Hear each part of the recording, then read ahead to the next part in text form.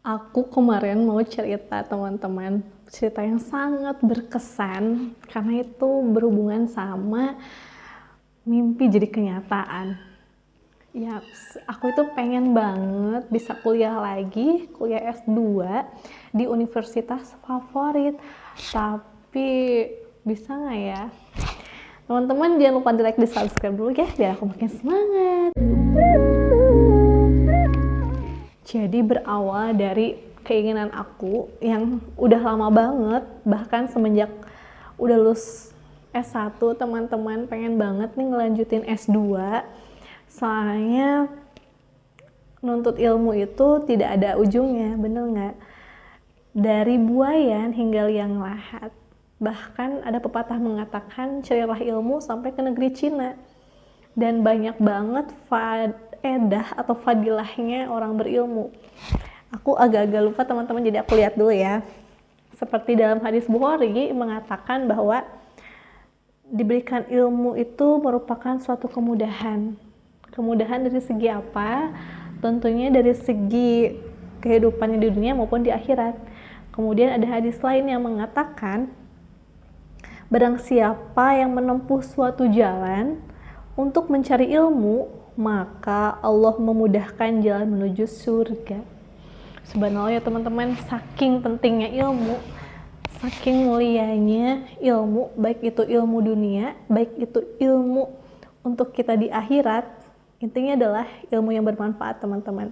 Maka niscaya semuanya dipermudah dari segi kehidupan kita teman-teman, dan terutama nanti pada saat di akhirat nanti dimudahkan di dalam masuk surga, insya Allah ya. Mudah-mudahan teman-teman juga yang pengen nuntut ilmu itu tidak hanya formal di sekolah aja, bisa dengan membaca, bisa dengan mendengarkan pengalaman orang lain, apapun itu teman-teman. Intinya adalah kalau kita udah niat pengen menambah ilmu, pasti Allah mudahkan. Nah, lanjut nih ke ceritaku ya teman-teman. Jadi ceritanya, intinya aku daftar online kuliah S2 di universitas favorit nih.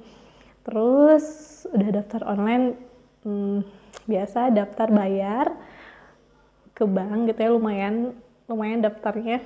Dan aku itu sebenarnya teman-teman termasuk otak kanan ya. Jadi kalau misalnya soal hitung-hitungan kayak kali bagi kayak gitu,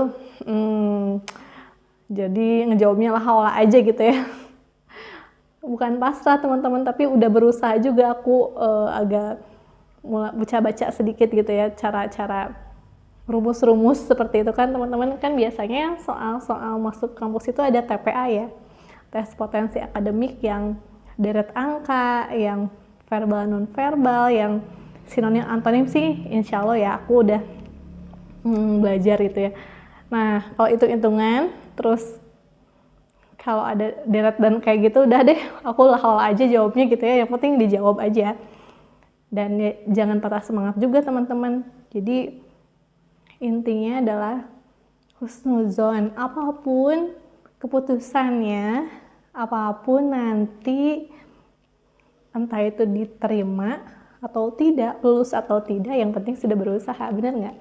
Justru kalau aku nggak nyoba teman-teman, aduh pasti aku nyesel banget. Karena ya kalau misalnya kita mencoba kan jadi peluangnya 50-50 ya, 50% berhasil, 50% enggak. Tapi kalau nggak mencoba, berangan-angan saja, pasti itu udah gagal 100% teman-teman. Jadi gaspol aja deh, berusaha gitu ya.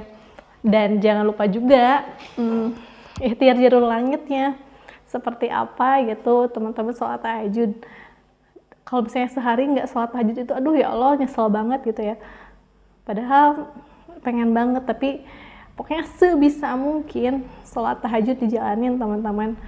Jadi apapun hajat teman-teman, entah itu ingin sekolah lagi, entah itu apapun itu teman-teman, selagi itu baik, yuk diusahakan sholat tahajud. Karena dan suatu hadis mengatakan bahwa Allah itu mendengarkan orang yang berdoa di sepertiga malam. Selain mendengarkan, Allah akan mengabulkan teman-teman. Jadi untuk waktunya walau alam, entah kapan. Soalnya dulu juga aku pernah daftar kuliah. Mungkin dulu itu kan biayanya belum ada teman-teman, jadi tabungan aku nol banget dulu ya, jadi modal nekat. Tapi mungkin Allah berkehendak lain, jadi waktu itu aku sempat nggak lulus. Nah sekarang aku nyoba lagi dan hasilnya alhamdulillah.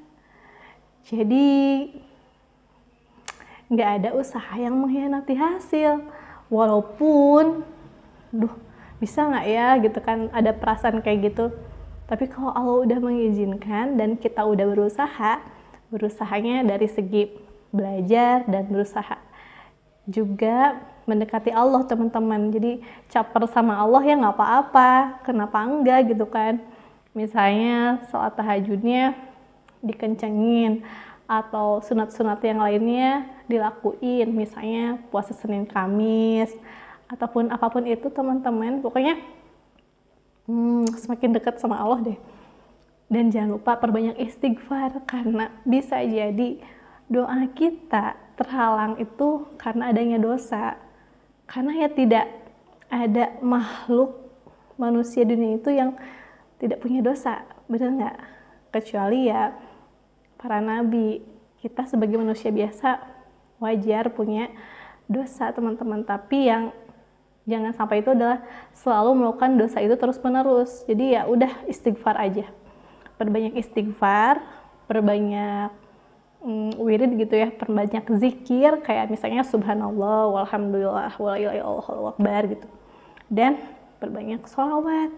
Jadi waktu kemarin tuh pas aku mau tes itu istighfar dulu 1000 kali teman-teman. Pakai istighfar kencengin gitu ya.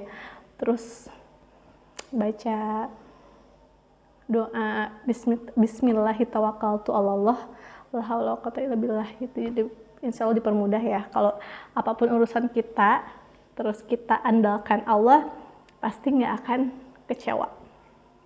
Apapun hasilnya itu haknya Allah, benar nggak? Seperti dalam hal ayat Al-Baqarah ayat 216, boleh jadi yang kamu suka itu tidak baik untukmu, dan yang kamu tidak suka itu baik untukmu. Jadi yang baik menurut kita itu mungkin nggak baik menurut Allah. Yang tidak baik menurut kita itu baik menurut Allah, dan Allah itu mengetahui skenario yang terbaik. Jadi udahlah, pasrahin aja semua keputusannya. Misalnya jawaban doa kita itu ya Allah, misalnya pengen lulus, mungkin ada 3 jawaban teman-teman. Ya aku kabulkan langsung, atau mungkin nanti aku lihat usahamu dulu, aku pengen lihat doa kamu dulu gitu kan, aku ingin lihat kamu dekat denganku dulu. Atau mungkin yang ketiga, tidak, doa kamu akan Allah ganti dengan yang lebih baik. Mungkin itu tidak baik sepertinya teman-teman, gitu ya.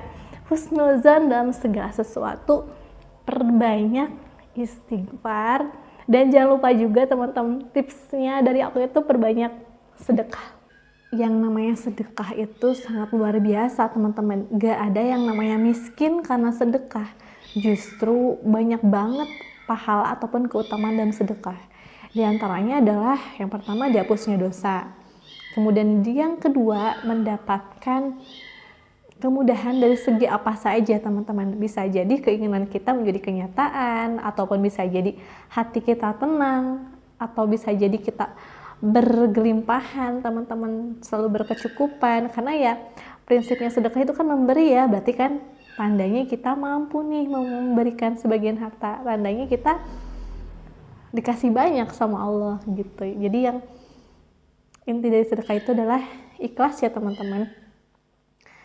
Dan sungguh luar biasa orang yang bersedekah mendapatkan naungan di hari akhir. Jadi gak ada alasan buat gak sedekah, apalagi lagi banyak hajat yang kita pengen teman-teman. Nah gitu aja sih sharing kali ini, sharing pengalaman aku, impian aku yang menjadi kenyataan dari ya usaha aku hanya sedikit teman-teman. Jujur aja aku tuh baca sekilas-sekilas aja, nggak ngerutinin belajar gitu ya. Jadi yang aku pegang itu pokoknya banyakin istighfar, banyakin sholawat, terus sholat malam jangan lupa, dan sedekah teman-teman. Kalau bisa itu sedekah subuh, karena kalau sedekah subuh itu malaikat mengaminkan doa kita. Semangat yuk yang lagi berjuang untuk hajatnya, berjuang untuk lebih baik, berjuang untuk membahagiakan orang tuanya. Semangat semuanya, jangan lupa teman-teman di like, di subscribe ya. Assalamualaikum. Dan teman-teman jangan lupa, jadi banyak ada yang beberapa komen ya, bukan kayak gitu teman-teman, maaf ya. Jadi kesalahan itu milik saya dan kesempurnaan itu milik Allah. Jadi kalau misalnya ada yang salah teman-teman, kayak tadi aku bilangnya Nabi itu nggak pernah salah, jadi aku ingat bahwa Nabi Adam pun diturunkan sama Allah karena ya beliau salah memakan buah khodi. Jadi pokoknya kalau ada yang salah ataupun apa boleh di komentar teman-teman. Terima kasih. Assalamualaikum warahmatullahi wabarakatuh.